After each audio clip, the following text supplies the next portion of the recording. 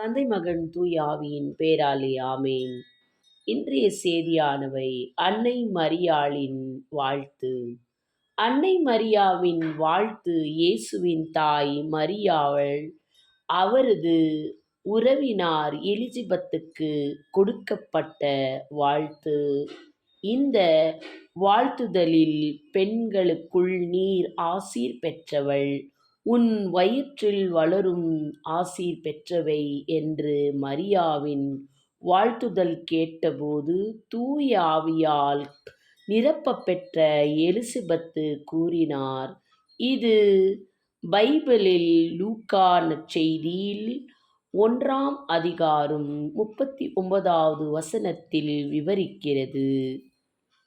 சம்பவம்: தூதுவர் கபிரியேல் மூலம் இயேசுவின் பிறப்பை அறிந்த மரியா தனது உறவினரான எலிசபெத்துக்கு கருவுற்றதையும் அறிந்து அவரை சந்திக்க சென்றார். 2. எலிசபெத்தின் பதில். மரியா எலிசபெத்தை வாழ்த்திய போது எலிசபெத்தின் வயிற்றிலிருந்த குழந்தை மகிழ்ச்சியால் துள்ளிற்றது. தூய ஆவியால் உதிக்கப்பட்ட எலிசபெத்து மரியாவை வாழ்த்தி அவரை பெண்களுக்குள் ஆசீர் பெற்றவள் என்று அவரை வாழ்த்தியிருந்தபொழுது குழந்தை ஆசீர் பெற்றவர் என்று கூறினார். 3. உள்ளடக்கம். இந்த நிகழ்வு மரியாவின் பணி, அடக்கம் மற்றும் கடவுளின் வார்த்தைக்கு அவர் அளித்த கீழ்ப்படிதலுக்கு எடுத்துக்காட்டாக கருதப்படுகிறது.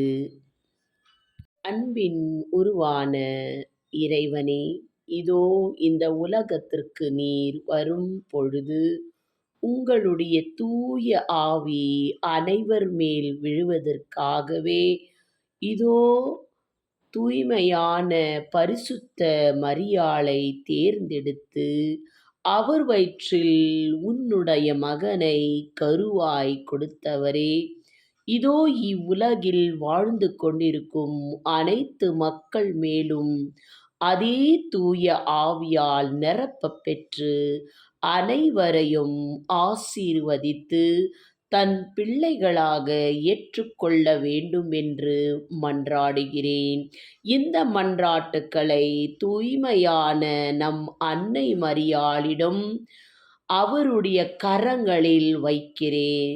பரிசுத்த தெய்வ மாதாவே, இதோ இந்த வார்த்தைகளை கேட்டுக்கொண்டிருக்கும் அனைத்து குடும்பங்களையும் ஆசீர்வதித்து அனைவர் மேல் அதே தூய ஆவியை நீர் பொழிவதற்காக கடவுளிடம் எங்களுக்காக பரிந்து பேச வேண்டும் என்று மன்றாடுகிறேன்.